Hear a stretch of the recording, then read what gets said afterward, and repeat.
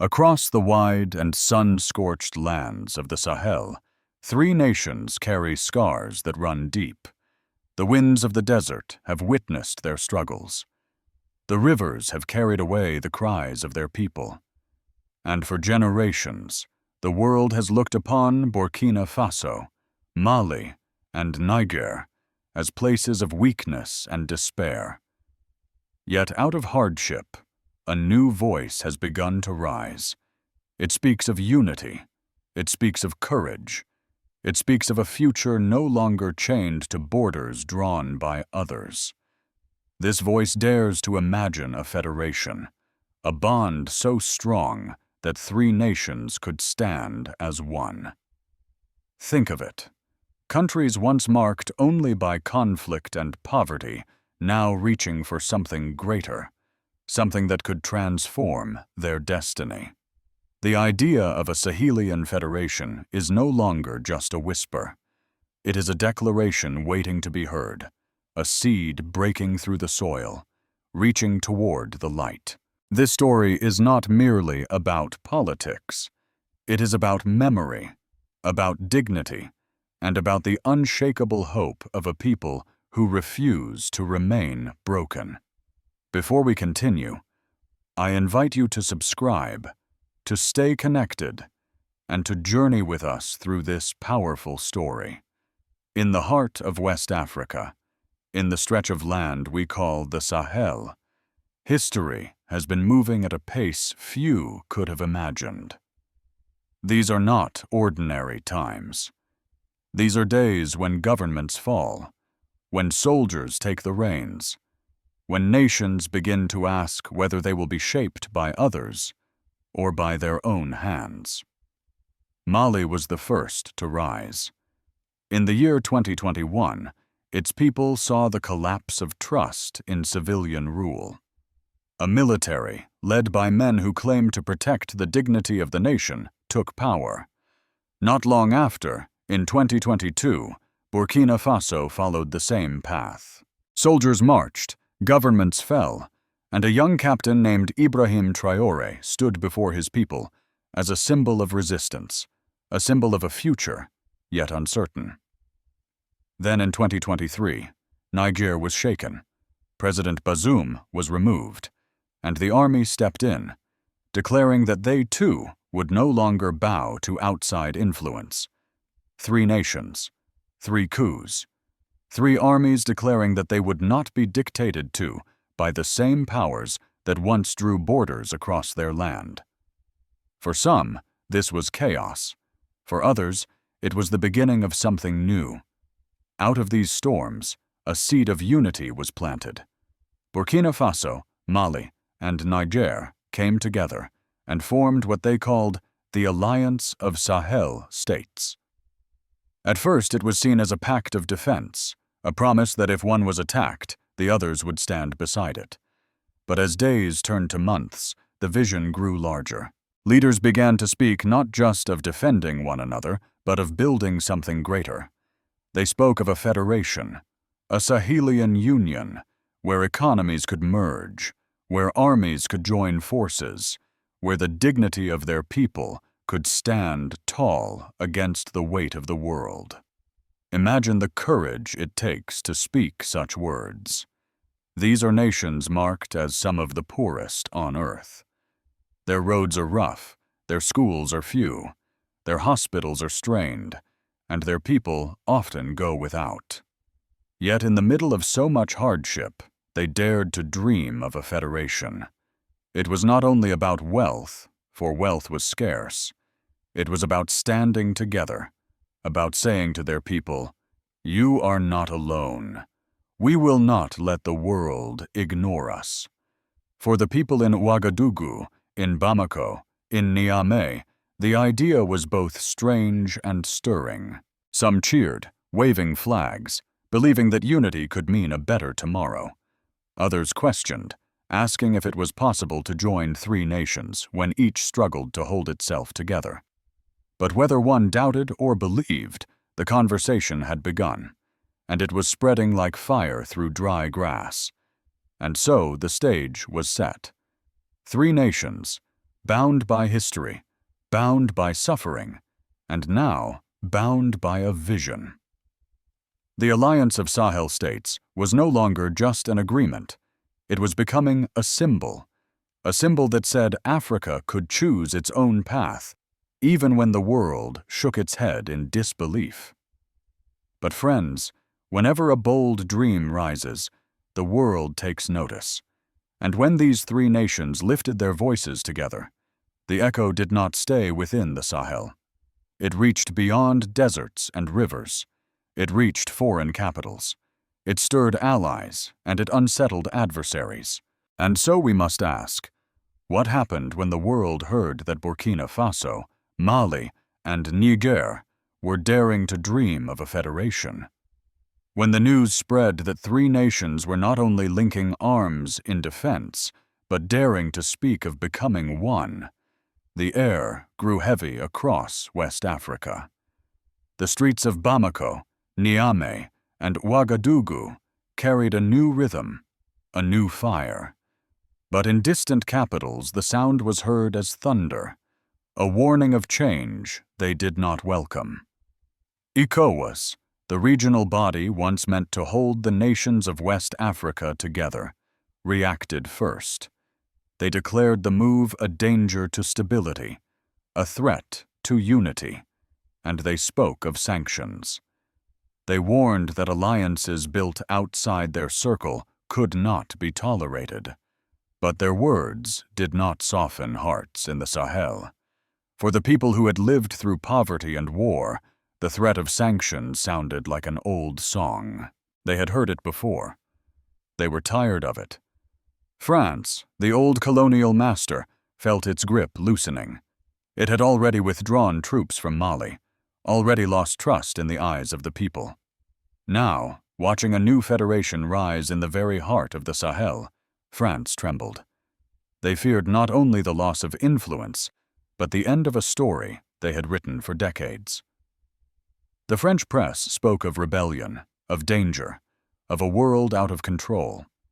But to the people of the Sahel, it was not rebellion. It was resurrection.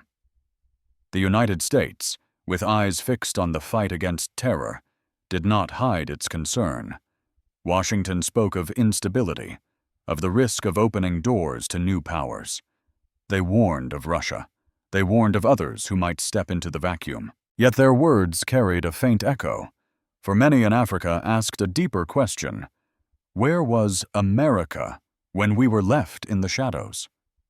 Where was America when our children cried out for food, when our people called out for dignity? And yes, Russia listened. Russia saw an opening. Its leaders spoke kindly, offering partnership where others had offered punishment. To some in the Sahel, this was welcome. To others, it was dangerous. But one truth could not be denied. The balance of power was shifting, and the Sahel was no longer silent. The world was now looking at Burkina Faso, at Mali, at Niger, not as footnotes in history, but as voices that could no longer be ignored. For decades they had been told what to do, where to stand, and how to bow. Now they were standing on their own feet, speaking their own words, and reaching for their own destiny. Yet the cost of such boldness was heavy. Markets trembled. Aid was questioned.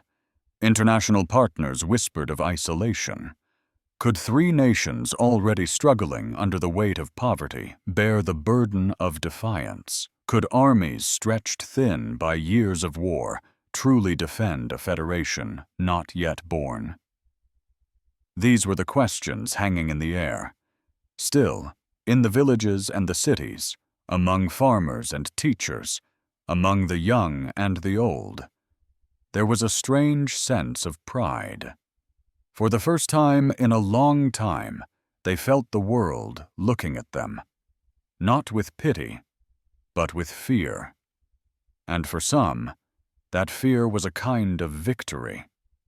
But friends, every fire that burns bright must face the wind. And the wind was rising. The world was not going to sit still while 3 of its poorest nations declared their independence of spirit and their dream of unity. And so the question must be asked, will this flame of unity grow into a fire that reshapes Africa? Or will the storms of politics and power blow it out before it has a chance to shine?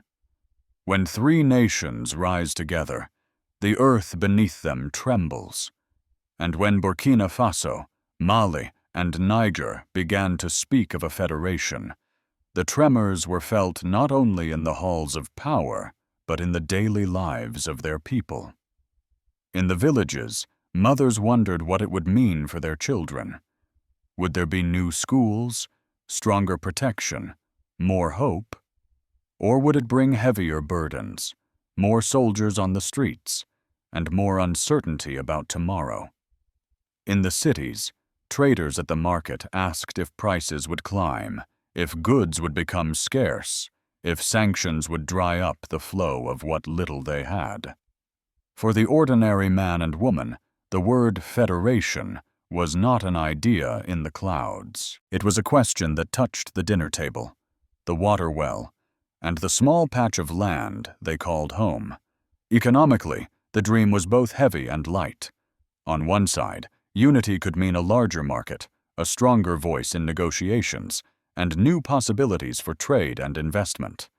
On the other side, it carried the risk of isolation, the danger of being cut off from old partners, the weight of building something new with so few resources.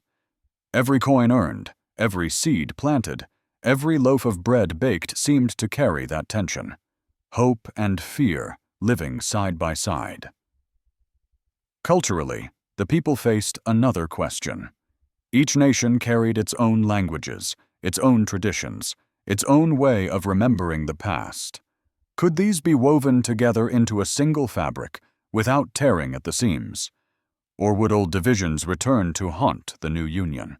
For the elder sitting under the baobab tree, these questions were not theoretical. They were about the future of grandchildren, about whether songs sung in one tongue would be heard and honored in another. Politically, the risk was even greater. A federation meant sharing power. It meant trusting neighbors who themselves were struggling to keep peace at home. Could leaders who had come to power through force now learn to sit at the same table, to listen, to compromise, to lead together? Could they put aside pride for the sake of the people? History suggested the challenge was immense, yet history also showed that greatness often rises from such trials. And then there was security. For years, the Sahel had been scarred by terror, by extremists moving across borders that were weak and poorly guarded. A federation could mean stronger armies, better coordination, a shield against those who preyed upon the poor and the vulnerable. But it could also mean that enemies would grow bolder, seeking to break the dream before it ever had a chance to live. These were the consequences, heavy and real, that followed the announcement of unity. The people were caught between fear and pride, between doubt and hope. Some whispered that it was impossible, that the world would crush such a fragile attempt. Others lifted their voices, saying that even if the road was hard, it was better to walk it together than to stumble alone. So let me ask you, dear listener, if you were one of these people, living in the dust and the sun of the Sahel, would you give up a piece of your nation's independence in order to gain the strength of unity? Would you be willing to sacrifice today's certainty for tomorrow's possibility? The answers were not simple. The consequences were not light. But the dream, once spoken, could not be unsaid. And so the story moves on. For even as the people weighed the costs, the wider world was watching closely, ready to shape what would come next. When a dream is born in Africa, the world does not simply watch in silence. And when Mali, Niger, and Burkina Faso spoke of a federation, the sound of that dream carried far across oceans and continents. In the United States, voices in Washington grew concerned. Officials spoke of instability, of the risk that terror might spread if order was not maintained. They warned of the dangers of turning away from old allies. Yet behind their words was another truth. America feared losing influence in a region it had long counted on for military partnership. The question that lingered was this: did America see the people of the Sahel, or only the battleground of its own war on terror? In Europe, the reaction was sharp. France, bound to the Sahel through history both painful and proud, felt its grip slipping away. European leaders spoke of democracy, of stability, of the need for cooperation. But many in Africa heard only the echo of old commands, old expectations, old chains. For Europe, the rise of a Sahelian federation was not just a political shift. It was the unraveling of a story they thought they still controlled. Within the African Union, the dream stirred division. Some leaders saw hope in it, a chance for Africa to shape its own destiny. Others feared it would set a precedent, that their own people might look to the Sahel and demand the same. Unity on paper did not always mean unity in spirit, and so the debate within Africa grew as fierce as the debate beyond it. Meanwhile, the BRICS nations, rising powers in their own right, saw opportunity. Russia offered partnership. China looked at resources and roads. Others saw in the Sahel a chance to tilt the balance of global power. For them, the Sahel was not weakness, but a doorway, a new path that might change the direction of the world economy. So the voices grew louder. The United States watching with caution, Europe trembling with loss, Africa divided between hope and fear, BRICS waiting with open hands, all of them looking toward the Sahel, wondering if three nations could truly shape their own tomorrow. And now, my friends, the world stands still for a moment. The question before us is not only whether a federation can rise. The question is whether it can survive in the storm of powers greater than itself. And so we must ask, what road lies ahead for the Sahel, and who will walk it with them? The future of the Sahel does not rest only in the hands of presidents or generals. It rests in the hearts of its people, in the choices they will make, and in the storms they will endure. When we look ahead, three paths unfold before us. The first is the path of triumph. In this vision, the Federation becomes real. Armies unite, borders fade, and a common market gives life to trade and to growth. Schools rise from the dust, clinics open their doors. Farmers find strength in shared resources. Pride is reborn as the world begins to see not three struggling nations, but one rising union. It is a long road, full of sacrifice, yet it is a road where hope carries the people forward. The second is the path of collapse. Here, the dream does not last. Leaders quarrel, trust breaks, old divisions resurface, and instead of unity, bitterness takes root. Sanctions deepen the wounds. Terror spreads across borders. The promise of a federation fades into memory, and the people are left once again with disappointment heavy on their shoulders. It is a road of sorrow, where the seed of hope is, choked by weeds of division. The third is the path of uncertainty. In this vision, the nations remain bound together, but loosely. They cooperate in defense, but struggle in economy. They speak of unity, but hesitate to surrender true sovereignty. Progress comes in small steps, but suspicion lingers. The Federation is neither alive nor dead, but somewhere in between, a fragile experiment waiting to be tested by time. Which of these roads will the Sahel walk? No one can say with certainty. The future is a book not yet written. But one thing is clear. The choice belongs not only to leaders, but to the people. It belongs to those who labor in the fields, who teach in the classrooms, who stand guard at the borders, who dream in the silence of the night. The destiny of the Sahel is not a question for tomorrow alone. It is a question for today. It is a question for all of us who believe that freedom and dignity are worth fighting for. And so we stand at the crossroads, the road of triumph, the road of collapse, the road of uncertainty.